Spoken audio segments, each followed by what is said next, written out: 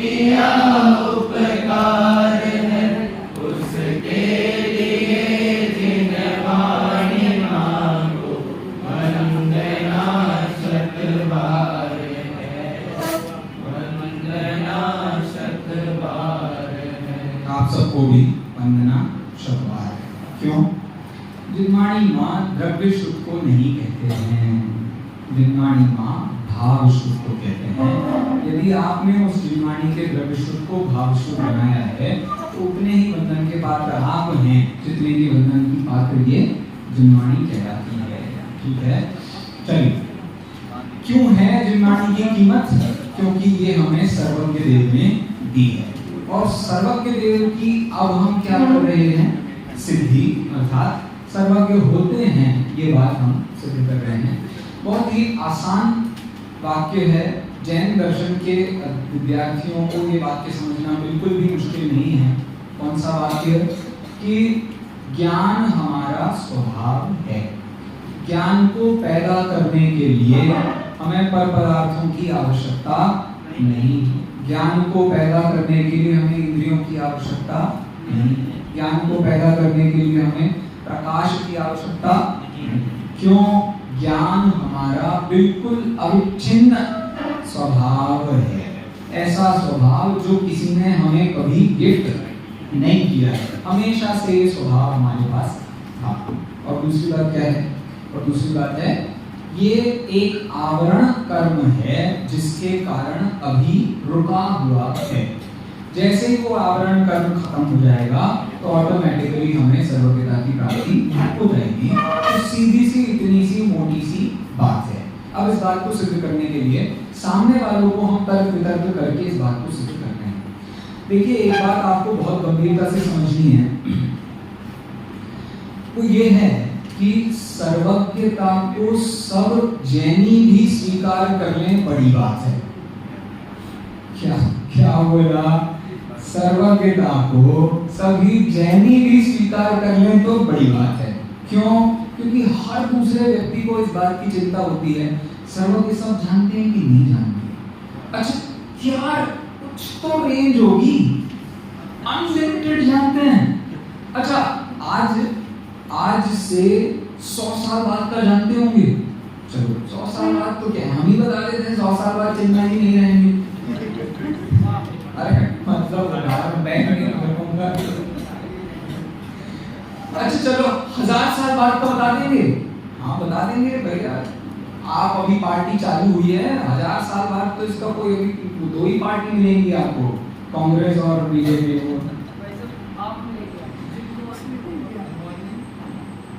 अच्छा आगे क्या है? 1 लाख साल बाद क्या होगा? 1 लाख साल बाद क्या होगा? धरती पर कंकड़ पत्थर बचे होंगे। इतनी लड़ाई, थर्ड वर्ल्ड वॉर हुआ तो सब अंदाजा लगा लें मौके। अच्छा ठीक है, ऐसा लाख, करोड़, अरब, खरब, नील, असंख्यात अनंत काल बाद क्या होगा? बताओ, कोई अंदाजा भी लगा सकते हो तुम क्या होगा? मैं बताऊं क्या होगा? बोलो। तुम होगे, मैं होगा, और कौन होगा?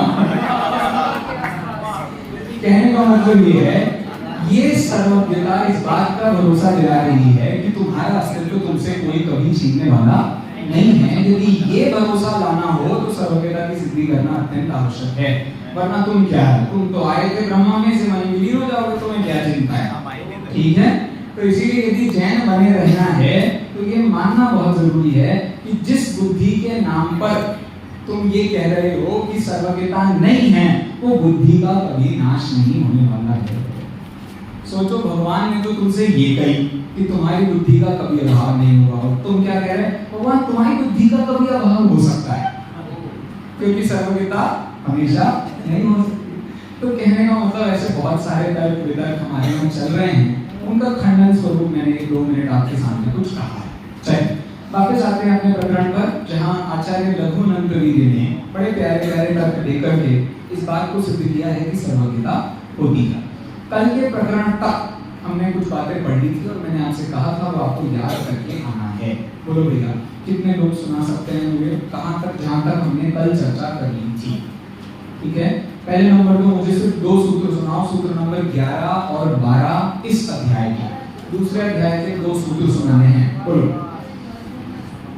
बोलो, कौन सुना रहा है? बोलिए भैया।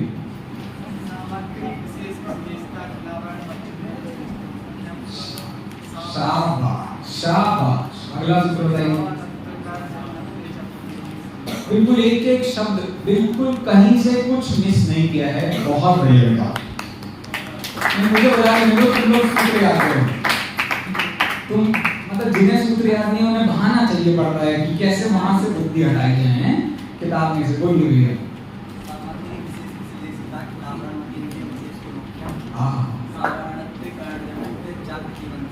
शाबाश, बहुत बढ़िया। है ये क्या बात हुई? क्यों मंगाते हो सामान? चलो और कौन बोल रहा है? मैं लगाऊंगा आपसे। हाँ चलो बोलो, तुम सुना रहे हो? मुझे पता था, गप्पे मरवा लो बस। चलो इधर कोई सुना, बोलिए भैया। सामग्री विशेष विश्लेषिता किला वर्णम अतीन्द्रियम अशेषतम मुख्यम सावरणत्वे करंजन्यत्वे च प्रतिबंध संभव। क्या बात है, बहुत बढ़िया। नहीं मैं बजाऊंगा, आप रहने दीजिए। हाँ बोलो, सुनाओ। हाँ तुम्हें से कह रहे। हाँ तो क्यों याद नहीं है? ध्यान दो किताब में। जब तक याद नहीं तब तक मुंडी नहीं हिली, उठनी चाहिए थी। तुम लोग टाइम पास कर रहे हो बिल्कुल। बेटा ये याद नहीं होगी तो इनके आगे के प्रतिक्रिया वाक्य कहां से याद हो जाएंगे तुम्हें? ये सब मोटी मोटी जानकारियां हैं। क्यों तत्वार्थ तो याद कर लिया तो बुद्धि बंद हो गई है, और इसके आगे याद नहीं करना है कुछ। चलो तो ये सूत्र आपको याद करने हैं, इंपॉर्टेंट है। चलिए इसके अलावा जैनियों के हेत्वाभास का सूत्र क्या है? बोलो, कौन सुना रहा है? जैनियों के हेत्वाभास का सूत्र, तीसरा अध्याय 21वें नंबर, छठा अध्याय 21वें नंबर का सूत्र। आप कर रहे हो आप लोग एक लड़का नहीं है। न्याय क्या पढ़ोगे तुम, क्या पढ़ाओगे जिंदगी में, आप बताओ। वैसे मुझे भी कोई ज्यादा आता नहीं है, लेकिन क्या है असिद्ध विरुद्ध अनेकांतिक अकिंचित। क्या बात है, बहुत बढ़िया, बहुत बढ़िया, शाबाश। चलो ये हो गया। अब आपको बताना है मीमांसकों का प्रतिज्ञा वाक्य। बोलो, वो कौन बता सकता है? ये तो चलो बहुत लोग याद, बोलिए बोलो। हाँ मैं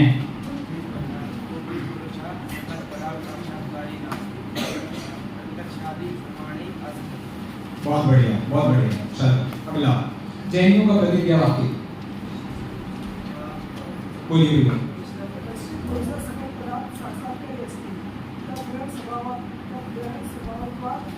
स्वभावत्वे सति।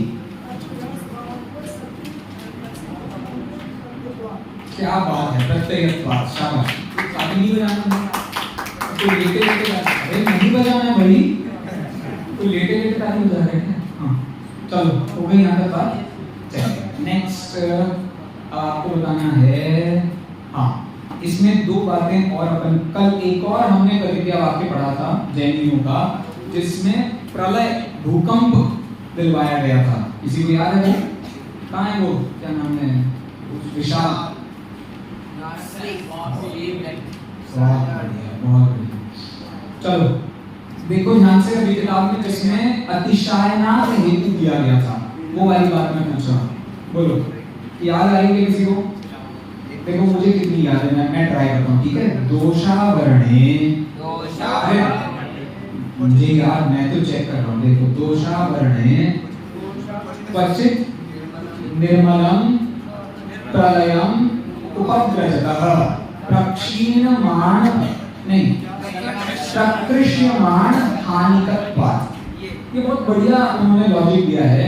दोष और आवरणों की पूरी तरीके से हानि हो सकती है। कैसे पता?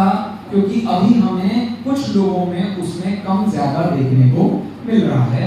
बट बड़ा कॉमन सा लॉजिक है, हर जगह आप इस्तेमाल करते ही हो। एक बार आईएएस का रिजल्ट आएगा और रिजल्ट में लाइन से लिस्ट लगेगी कि नहीं लगेगी कि सबके नंबर बराबर होंगे। जितनों ने पेपर दिया है उनमें सबके नंबर बराबर नहीं आते। एक फर्स्ट पर आता है, एक सेकंड पर, एक थर्ड पर, फोर्थ, 5 लाखों की लिस्ट होती है उनकी। इससे क्या सिद्ध होता है इससे सिद्ध होता है प्रकृष्यमान हानिकत्वा, मतलब हम सब में ज्ञान कम ज्यादा है।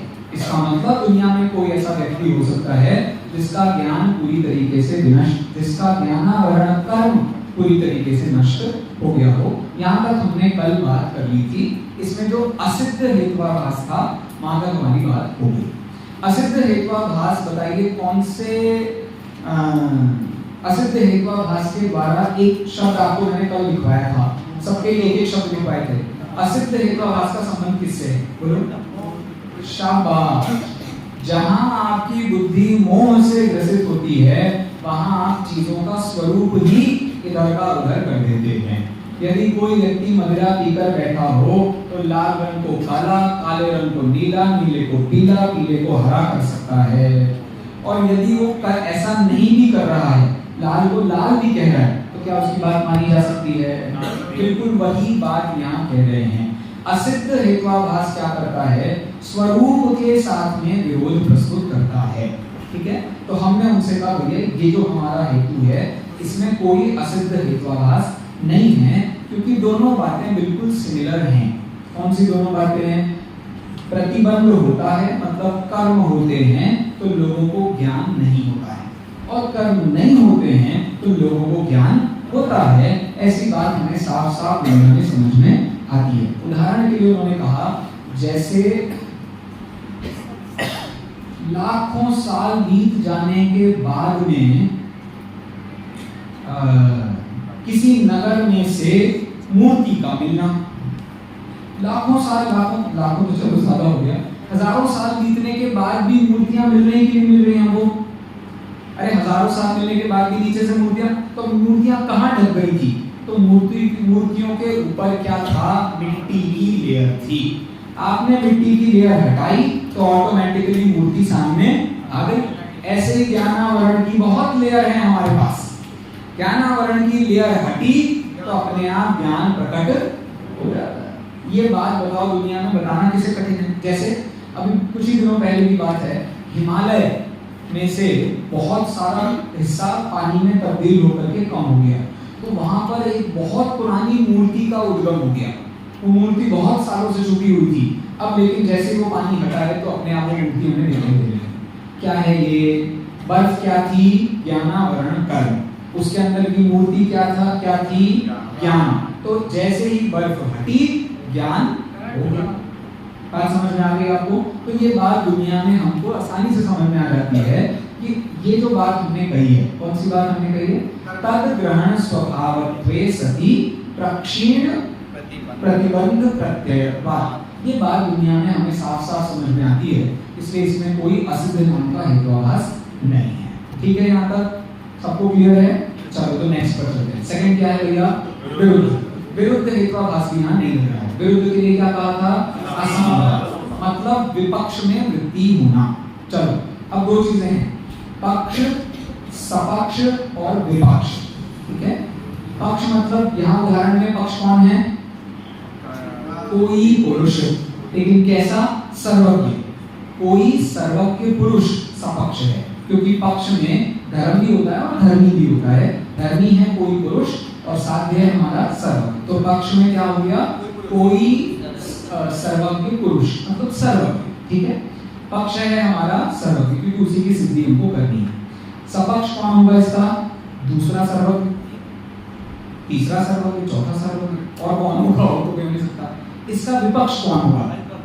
असर्वज्ञ या अल्पज्ञ। ठीक है, अब बताओ क्या अल्पज्ञों में पूरे कर्मों का नाश हो सकता है?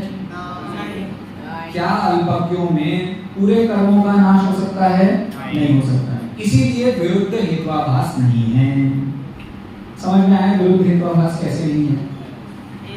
आपको पहले मैंने विरुद्ध हेत्वाभास की परिभाषा बताई, फिर उसका प्रयोग बताया, तो अब दोनों में नहीं समझ में आया तो मुश्किल हो जाएगी। पहले नंबर बताओ, विरुद्ध हेत्वाभास कहते किसे हैं? विपक्ष में ही वृत्ति होना, मतलब हेतु पक्ष के स्थान पर विपक्ष में जाए। ठीक है, पक्ष कौन है हमारा? सर्वज्ञता। उसको छोड़कर ये जो प्रक्षीण कर्मों की हानि है वो असर्वज्ञों में पाई जाती है क्या? अल्पज्ञों में पाई जाती है क्या? नहीं, इसलिए विरुद्ध हेत्वाभास भी नहीं है। समझ आ गई सबको बात? तो आपके नोट्स में लिखा हुआ है, वो आप वहां से पढ़ लेना, लेकिन उसमें ब्रैकेट में इतना सा लिख दो, विपक्ष में ही हेतु की प्रवृत्ति होना। विरुद्ध हेत्वाभास किसे कहते हैं? विपक्ष में ही हेतु की प्रवृत्ति का होना। ही भी तो अनेकांतिक, ठीक, इसीलिए ही था तो वहां हो गया था असंभव, और भी हो गया है तो हो गया है अभिव्याप्ति। अभी आएगा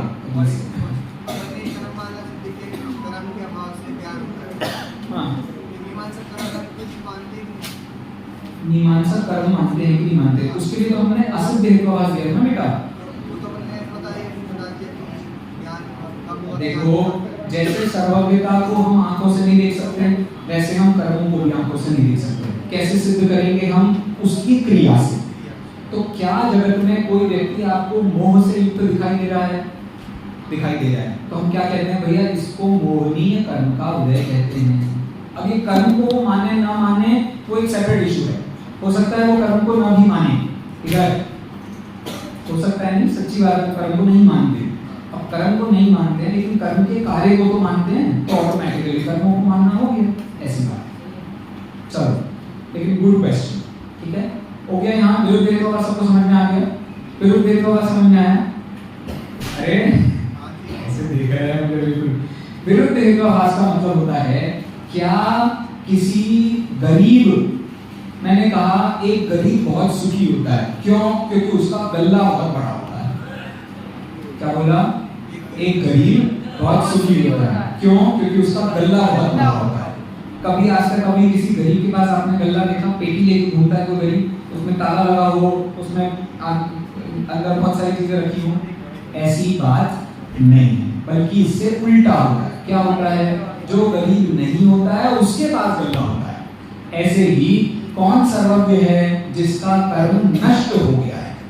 तो अब ये बात विपक्ष में नहीं जा रही है, मतलब कोई असर्वज्ञ ऐसा हो कि जिसमें कर्म सारे नष्ट हो गए हों और फिर भी वो अल्पज्ञ हो। मतलब सूरज के सामने से बादल पूरा छट गया है, फिर भी आदमी अंधा है, मतलब उसे कुछ दिखाई नहीं दे रहा है। ऐसा हो सकता है क्या? ऐसा नहीं हो सकता है। तो विरुद्ध नाम का हेत्वाभास भी यहाँ नहीं है। विरुद्ध नहीं है तो अनेकांतिक भी नहीं है। क्यों नहीं है अनेकांत? क्योंकि अनेकांतिक में भी की प्रवृत्ति होती है, मतलब ये हेतु हमारे पक्ष में भी जाए और विपक्ष में भी जाए। ऐसी प्रवृत्ति इस हेतु की है क्या? तो ऐसी प्रवृत्ति हेतु की नहीं है, इसलिए अनेकांतिक हेत्वाभास भी नहीं है। और इसके बाद कौन सा था? कालात्ययापदिष्ट नाम का हेत्वाभास। प्रत्यक्ष में हमें साफ साफ सामने नजर आता है, यदि आपके सामने राहु आ गया है तो सूरज नहीं दिखाई देगा। ऐसे ही कर्म आ गए हैं, कर्म बहुत तीव्र ज्ञानावरण कर्म का उदय होगा तो व्यक्ति को ज्ञान नहीं होता है उतना, लेकिन ऐसा कभी नहीं होता कि ज्ञानावरण कर्म का पूरा उदय आ जाए, लेकिन जितना आ गया है। जैसे एक इंद्रिय निबोधिया जी है, वह कितना ज्ञान होता है उसको? अक्षर के अनंत में भाग मात्र, मात्र भी नहीं कहना चाहिए, प्रमाण उपमा है ये। कोई अक्षर का अनंत भाग क्या होता है? या तो अक्षर होता है या अक्षर नहीं होता है, ये अनंत भाग कुछ नहीं होता, लेकिन उपमा ले रहे हैं हम। इतना सा भी ज्ञान उसको नहीं है, मतलब टिल्लू बूंद बराबर भी ज्ञान नहीं है, ऐसा हम कह रहे हैं। तो कहने का मतलब उसके पास बिल्कुल भी थोड़ा भी ज्ञान नहीं है, इस बात की यहाँ से भी हो जाती है। ठीक है, चलो, तो ऐसा कभी दुनिया में होता नहीं है कि ज्ञान किसी को हो ही ना, ऐसा ही होता है कि थोड़ा बहुत ज्ञान हमको हो जाए। ठीक है, तो अनेकांतिक हो गया। कालात्ययापदिष्ट में मैंने प्रत्यक्ष की बात कही। दूसरा है आगम। क्या आगम से ये बात बाधित है? कौन सा जैन आगम है जो सर्वज्ञता को नहीं मानता? मैं तो बताऊं, ऐसा एक आगम बता दो जो सर्वज्ञता को नहीं मानता हो। सारे आगम ऐसे जो सर्वज्ञता को मानते हैं। कैसे बताओ? रत्न छापाचार का मूल लक्षण क्या है? जन्म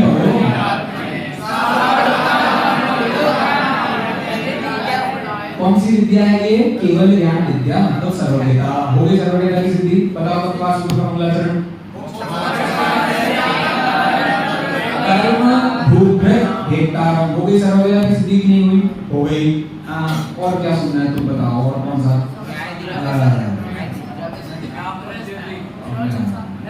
प्रवचन सार का, चलो प्रवचन सार का मंगलाचरण पहला सुनाओ। धोर धाई कम मलम, जौन ने कर्म मल को धो डालो है, उनको क्या कहते हैं? सर्वज्ञ। हर ग्रंथ में आपको सर्वज्ञता की स्थिति देखने को मिलेगी। कहने का मतलब आगम से भी ये बात बाधित नहीं है कि ऐसे कर्मों का नाश होने पर व्यक्ति सर्वज्ञ होता है। ये भी बात हो गई। इसके बाद कौन सा उन्होंने कहा? सत प्रतिपक्ष नाम का हेतुवाद। अब क्या होता है सत प्रतिपक्ष नाम का हेतुवाद? इसके लिए मैंने आपको एक शब्द बताया था। कौन सा शब्द था वो? शंकित विपक्ष व्यक्ति, अव्यापी शब्द ही बताया था। तो जहां पर ऐसी भी कोई संभावना नहीं है कि विपक्ष में चला जाए, मतलब ऐसा भी हम नहीं कह सकते हैं ये जो सर्वज्ञता हम बता रहे हैं, ये जो सर्वज्ञता हम बता रहे हैं, ये आपको किसी और व्यक्ति में देखने को मिलती है क्या? अरे ये सर्वज्ञता मतलब जो भीतरात्मा सर्वज्ञता और हितोपदेशिता है, ये आपको बुद्ध में दिख सकती है क्या? नहीं दिख सकती। हरि में दिख सकती है क्या? नहीं दिख सकती। शंकर में दिख सकती है क्या? नहीं दिख सकती। तो हमने ये कहा ये जो सर्वज्ञता है वो मात्र अरहंत देव में ही पाई जाती है और किसी में ये सर्वज्ञता नहीं पाई जाती है। तो मीमांसकों ने क्या कहा? मीमांसकों ने कहा ये वाली बात हम आपकी नहीं मान सकते। क्यों? क्योंकि ऐसी सर्वज्ञता तो सबके पास होनी चाहिए। देखो विष्णु जी कैसे मोक्ष गए पता चला क्या आपको आज तक? हमें तो ये पता है विष्णु जी पहले से मोक्ष नहीं थे, हमारे बुलाने पर आ गए थे। ऐसे ही है कि नहीं है? शंकर जी हमेशा से मोक्ष नहीं थे, कैसे आ गए? अरे पूछो, अभी कहानियां सुन लो तुम। धर्म परीक्षा की तो ऐसी हालत हो जाएगी तुम्हारी कि मैं क्या बताऊं। अभी वो कहानियां मैं नहीं बता सकता हूं, मुझे सिर्फ इतना सा लॉजिक देना था। वो क्या कर रहे हैं? हम ये मानते हैं कि जीव पहले संसार में होता है, फिर कर्मों के अभाव में मोक्ष जाता है। वो क्या मानते हैं? कुछ जीव पहले से ही मुक्त हैं, उन्हें लेकिन जब सोहित अरे इधर आओ बस कर जाओ, मतलब जब हम बुलाते हैं तो वो आ जाते हैं। अब ये बात भी पता है उनकी हमारे यहाँ से ही आई है। जैसे हमारे यहाँ तीर्थंकर को पता है तीर्थंकर क्यों कहते हैं? क्योंकि वो धर्म तीर्थ करने के लिए इस जगत में आते हैं। कहां से आ रहे हैं? स्वर्ग से आ रहे हैं। कौन आ रहे हैं? धर्म तीर्थ करने वाले तीर्थंकर। तो उन्होंने क्या अर्थ निकाला? मोक्ष में से अब भगवान वापस आए। प्रॉब्लम समझ में है आपको? ये जो सोच थी वो कहीं ना कहीं हमारे यहाँ ही थी, जिसको आड़ा टेढ़ा रूप करके वो यहाँ से बाहर चली गई और फिर उसके और बहुत सारे रूप बन गए। तो अब देखो सच क्या है किसे पता, लेकिन बुद्धि से इतना समझ आता है ये जो दर्शन कह रहा है इस दर्शन में बहुत हद तक सच्चाई की संभावना है और दूसरे दर्शनों में सच्चाई की संभावना नहीं है। तो उनके लिए हम झूठे, हमारे लिए तो इस हिसाब से तो निर्णय नहीं होता। निर्णय किस हिसाब से होता है?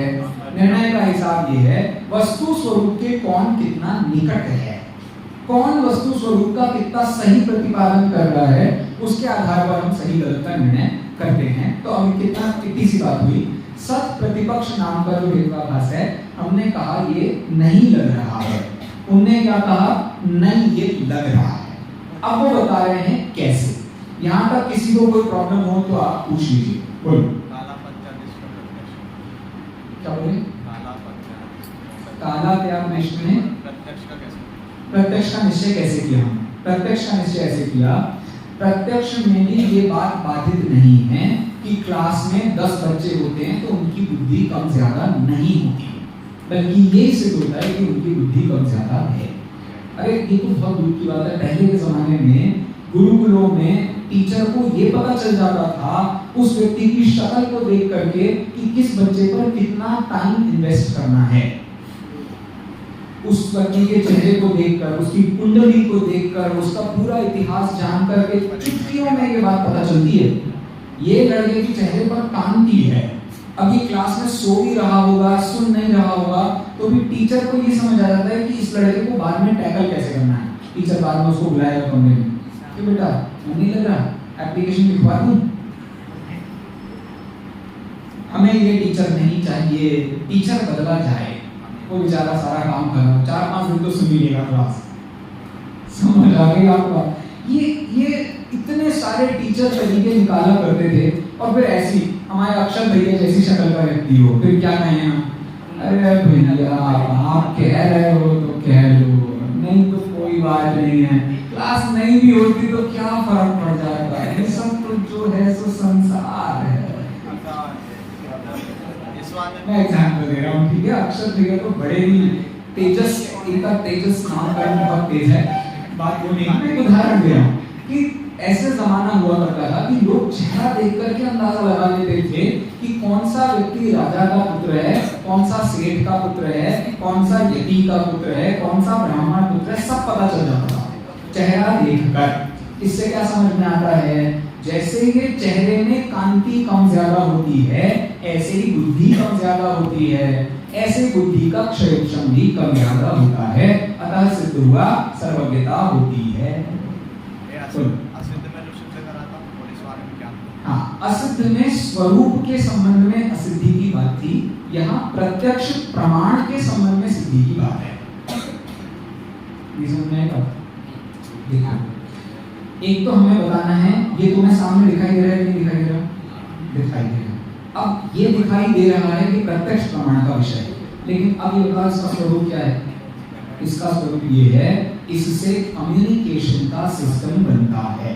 अब कोई करे इससे गेम खेला जाता है तो ये बात गलत है, क्योंकि ये मोबाइल है मेनली कम्युनिकेशन के लिए बना है, और तो इसके एक्स्ट्रा फीचर्स हैं, वो उसके मेन फीचर्स हैं नहीं। मेन फीचर तो इसका काम मात्र फोन लगाना आना जाना है, इसलिए सबसे ज्यादा बैटरी का इन्वेस्टमेंट भी उसी में ज्यादा होता है। लेकिन फिर अब आज तो टेक्नोलॉजी बहुत बढ़ गई है, तो गेम्स भी हजारों हो गए, तो बैटरी का कंजम्पशन भी बहुत होने लगा है, सब सेपरेट इशू है। मेन मुद्दे की बात पकड़ में आना चाहिए, वो असिद्ध हेतु से सबसे पहला था असिद्ध, दूसरे नंबर का विरुद्ध।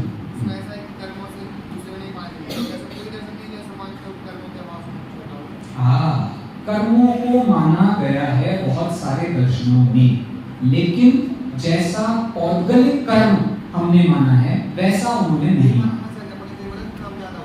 नहीं, देखो ऐसा है, हमारे यहाँ जो पूरा सिस्टम बना है, कर्म अकेले कर्म संज्ञा नहीं है, कर्म संज्ञा में 1, 2, 3, 4 परमाणु संज्ञा, स्कंध संख्या, उससे शरीर, शरीर से निर्माण, बंधन, संघात, संस्थान, सहन, सबका संबंध है शरीर से, उस कर्म से।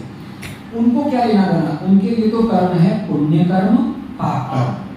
हमारे लिए क्या है? पुण्य प्रकृति, पाप प्रकृति, बस इतना ही कर्म नहीं है। हमारे यहाँ कर्मों का आश्रम, बंध, संवर, निर्जरा, मोक्ष पूरा एक सिस्टम है। उनके यहाँ कर्म तो बस ये क्रिया को कर्म कहते हैं, बस अच्छी क्रिया सो अच्छा होगा, बुरी क्रिया उससे उन्होंने पौद्गलिक कर्म और उसका भविष्य में उदय में आना, उसके संस्कारों का होना, वो सब नहीं माना। ठीक है, तो बौद्ध संस्कारों को मानते हुए संस्कारों को नहीं मान रहे। क्यों? क्योंकि संस्कारों से तो कर्मों की सिद्धि हो जाती, और कर्मों की सिद्धि से ये सिद्ध हो जाता कि जैन दर्शन से ही, तो वो गड़बड़ हो जाता सारा काम, उनकी फिलॉसफी गड़बड़ जाती है। अनित्यता को क्या सिद्ध करते? नित्यता सिद्ध हो जाती, मतलब वो कर्म इतने समय तक आत्मा के साथ रहेगा, इससे नित्यता की सिद्धि हो रही कि अनित्यता की सिद्धि हो रही? नित्यता की सिद्धि हो रही, तो वो प्रॉब्लम हो जाएगी। ठीक है, चलो ये सब तो कालातीत में अगर आप आते हैं चौथे हेतुवाद में, मैं हिमांशु को मैं थोड़ा हेतुवाद खड़ा करूंगा कि आगम से बाधित, कि मेरे आगम में लिखा है कि यही बात उन्होंने सब प्रतिपक्ष में उठाई है। सब प्रतिपक्ष की ही व्याख्या करते हुए उन्होंने ये बात कही कि आपके हेतु की शंकित वृत्ति है। किसमें? विपक्ष में। अब उसके दो हिस्से हैं, पहला हिस्सा तो ये रक्षा पुरुष वाला दे रहे हैं, दूसरा हिस्सा इसके बाद आएगा जिसकी चर्चा हम कल करेंगे। तो आज अभी जितनी चर्चा कर रहे हैं उनका पूरा कर लेता हूँ। ठीक है, चलिए सब किताब में ध्यान दीजिए। सब प्रतिपक्ष में भाटों की प्रतिज्ञा हम देख रहे हैं। ये सब शब्द आपको समझ में तो आते हैं? भाट क्या होता है, प्रतिज्ञा क्या होता है, प्रतिज्ञा हेतु वाक्य क्या होते हैं। कितने बच्चे हैं जिनको प्रतिज्ञा का मतलब नहीं पता? हाँ, उठाओ अच्छे से हाथ उठाओ, तो औरों को भी थोड़ा मोटिवेशन होगा कि भैया नहीं समझ में आया। वेरी गुड, शाबाश। मुझे अंदाजा था कि आपको नहीं आ रहा होगा समझ में। 3, 4, 5 तुम्हारी जगह। चलो पीछे ब्लू जैकेट खड़े हुए, क्या नाम है आपका? हिमांशु। ठीक है, तुम हिमांशु हो, कैसे?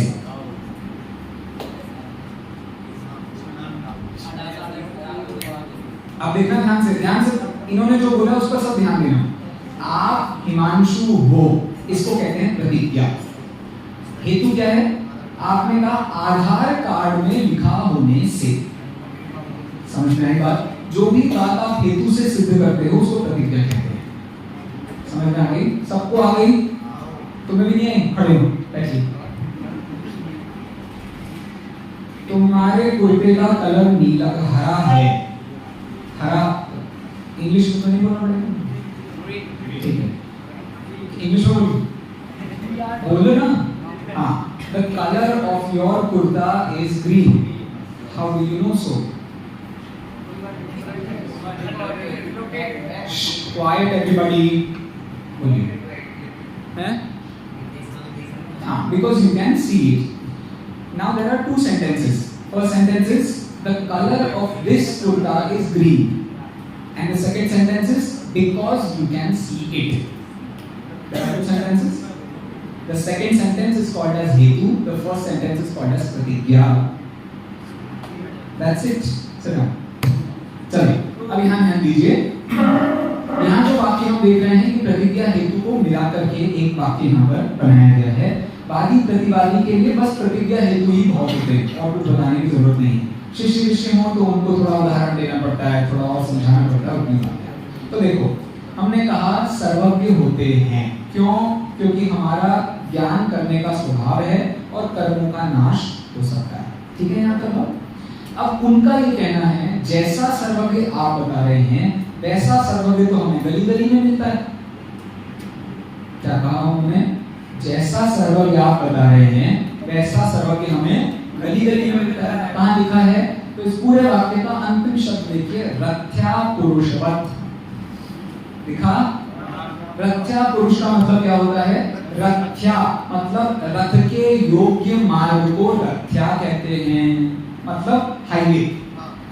हाईवे को कहते हैं रथ्या। रथ्या मतलब हाईवे पर कोई भी पुरुष गाड़ी चला रहा है, कोई बैठा है साइड में मस्ती कर रहा है,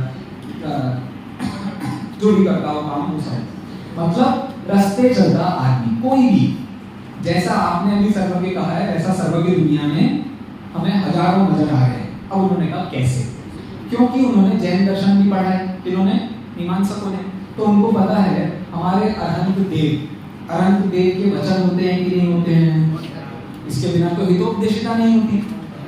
अरहंत भगवान के हाथ पैर मुंह नाक कान होते हैं कि नहीं होते हैं? होते हैं। वो विहार करते हैं कि नहीं करते हैं? क्या ये सारे काम वो रोड पर चलने वाला आदमी करता है कि नहीं करता है? अरे वो तो इसके साथ में मां बहन की गालियां नहीं देता है, वो तो इसके साथ में और 25 काम करता होगा। समझ में आ रही है आपको बात? इसका मतलब उन्होंने कहा जैसे आप सर्वज्ञता सिद्ध कर रहे हो जिस व्यक्ति में, ऐसे तो हर दूसरे व्यक्ति में सर्वज्ञता सिद्ध हो जाएगी। क्यों? क्योंकि बोलते सब हैं, क्योंकि हाथ पैर वाले सब हैं, क्योंकि हिलते डुलते सब हैं। इससे ये सिद्ध हुआ कि सर्वज्ञ तो सब हैं। सबको समझ में आने दिक्कत? सत प्रतिपक्ष का मतलब होता है शंकित विपक्ष वृत्ति। जैसे आपके सर्वज्ञ की वृत्ति है वैसी उससे ऑपोजिट की भी वृत्ति हो सकती है। तो क्या हम सब में सर्वज्ञता मान लेंगे? नहीं मान लेंगे। तो अब आचार्य देव ये बता रहे हैं कि कैसे हमारा जो ये हेतु है वो सिर्फ सर्वज्ञों में घटित होता है। समझ में आ गई सबको बात? पक्का? तो जरा जल्दी से 2 मिनट में देख लीजिए, बात बड़ी सरल है। कोई व्यक्ति बोलता है तो कैसे बोलता है इसका आप अंदाजा लगा सकते हैं। जैसे मैं इतनी देर से बड़बड़ कर रहा हूँ, किस आधार पर मैं बड़बड़ कर रहा हूँ इतनी देर से? क्योंकि मैंने किताब पढ़ी है। इसका मतलब पढ़ने का संबंध, बोलने का संबंध किससे होता है? जानने से।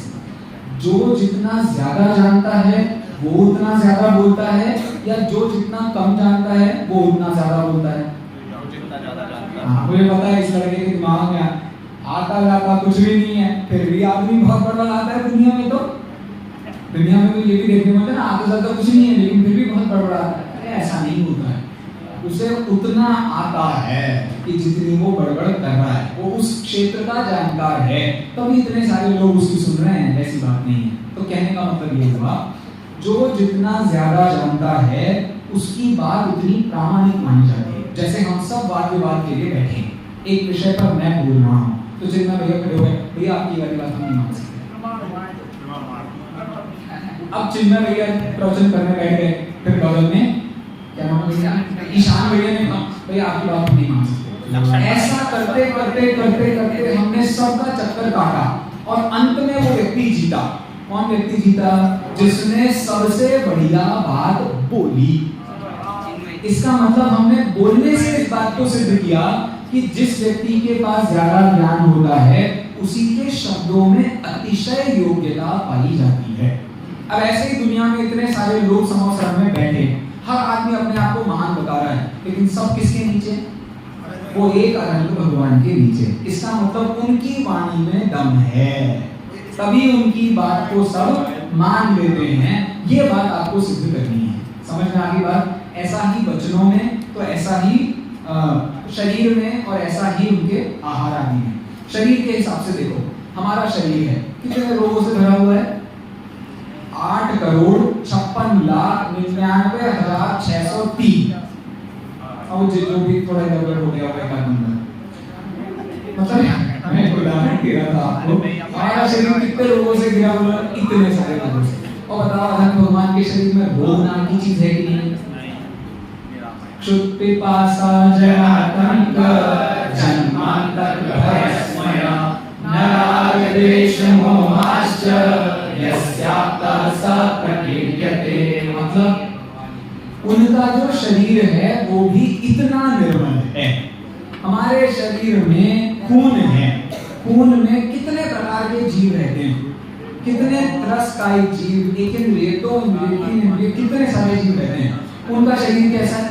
पृथ्वी कायवत, जल कायवत, मतलब कोई उसमें जीव, त्रस्त जीवों की उत्पत्ति नहीं होती है। इसका मतलब शरीर भी उनका ही श्रेष्ठ है, हमारा तो शरीर भी श्रेष्ठ नहीं है। इससे किस बात की सिद्धि हुई? इस बात की सिद्धि हुई कि कोई प्रतिपक्ष नहीं है। बात समझ में आ गई कि नहीं आई? इसका मतलब वचनों में अतिशय किसके पाया जाता है? सर्वज्ञ देव। शरीर का अतिशय किसका ज्यादा है? सर्वज्ञ देव का। विहार आदि में जो हिंसा आदि का न होना वो भी ज्यादा किसमें है? ज्यादा क्या हिंसा है ही नहीं उनके विहार में। इससे किस बात की सिद्धि हुई कि कोई सत प्रतिपक्ष नहीं है। अर्थात ये जो हमने हेतु दिया है इसमें इसकी किसी और व्यक्ति में शंकित वृत्ति नहीं है। समझ में आ गई सबको बात? मोटी मोटी समझ में आई कि नहीं आई? अब बस एक बार यहाँ से पढ़ते हैं तो ऑटोमेटिकली और जो व्यवस्थित भाषा है तो आपको समझ में आ जाएगी। ठीक है, देखिए प्रतिपक्ष की सिद्धि करने वाला अनुमान पाया जाता है, ऐसा बौद्ध कह रहे हैं। मतलब और दूसरे प्रकार का अनुमान भी पाया जाता है। वो कहते हैं विवादापन्नः पुरुषः न सर्वज्ञ। मतलब जिसकी बात चल रही है वो व्यक्ति सर्वज्ञ नहीं है। क्यों नहीं है भैया? वक्तृत्वात्, वक्तृत्वात् मतलब वचन होने से, पुरुषत्वात् पुरुष होने से, पाण्यादिमत्वात् मतलब पाण्यादि हाथ पैर वाला होने से। कैसे? किसके समान? प्रख्या पुरुष के समान। तो हमने कहा ये तीनों हेतु नहीं है, हेत्वाभास हैं। मतलब ये तीनों हेतु गलत हैं। कैसे हमने कहा ये तीनों गलत हैं? तो सबसे पहला देखिए वक्तृत्वात्। वचन कैसे होते हैं? प्रत्यक्ष व अनुमान से विरुद्ध अर्थ का वक्तापना। मतलब वो बोल रहा है तो उसकी बात प्रत्यक्ष और अनुमान से विरुद्ध है, या तो ये पॉसिबिलिटी है, या ये पॉसिबिलिटी है प्रत्यक्ष व अनुमान से अविरुद्ध अर्थ का वक्तापना। मतलब प्रत्यक्ष और अनुमान से उसकी बात बाधित नहीं हो रही है। और तीसरा वक्तृत्व सामान्य, बस बोल रहा है, बड़े बढ़िया बोल रहा है, अलंकारिक बोल रहा है, मजेदार बोल रहा है, सुनने में मजा आ रहा है आदि। तो पहला यदि ऑप्शन है तो ये तो हमको भी माननी है कि भैया गप्पे नहीं मारते हमारे सभा में, मतलब गलत सलत बात नहीं बताते। दूसरी बात क्या है? यदि प्रत्यक्ष और अनुमान से अविरुद्ध अर्थ का वक्तापना है तो ये तो हम कह रहे हैं भाई साहब कि सर्वज्ञ ऐसे ही हैं कि जो स्यादवादी हैं, जिनकी बात में आपको कहीं कोई विरोध देखने को नहीं मिलेगा। और अंतिम कौन सा है? तो वहाँ एक करेक्शन है ध्यान से अपने सब नोट्स में कर लीजिए अभी।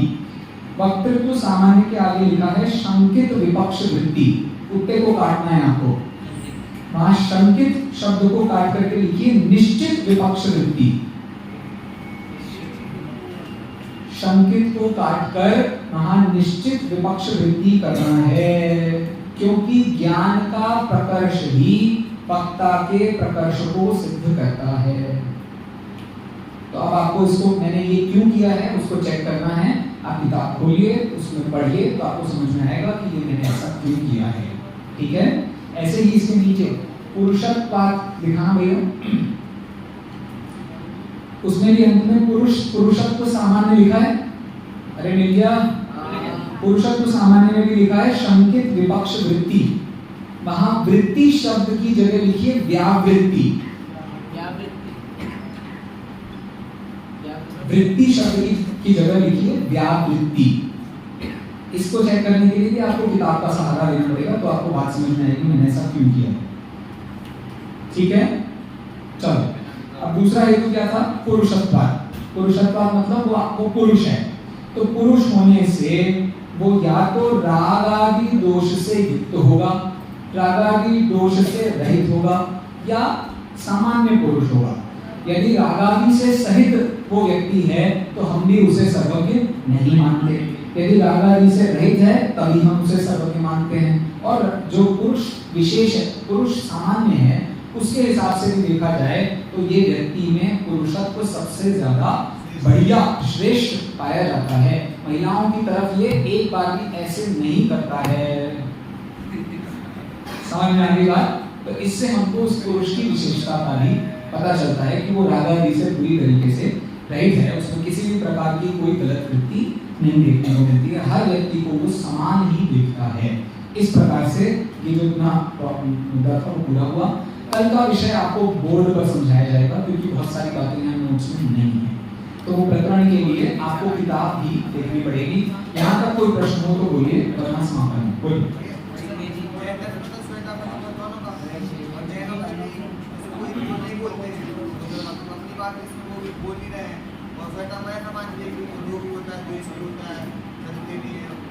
क्या क्या श्वेतांबर क्या मानते हैं?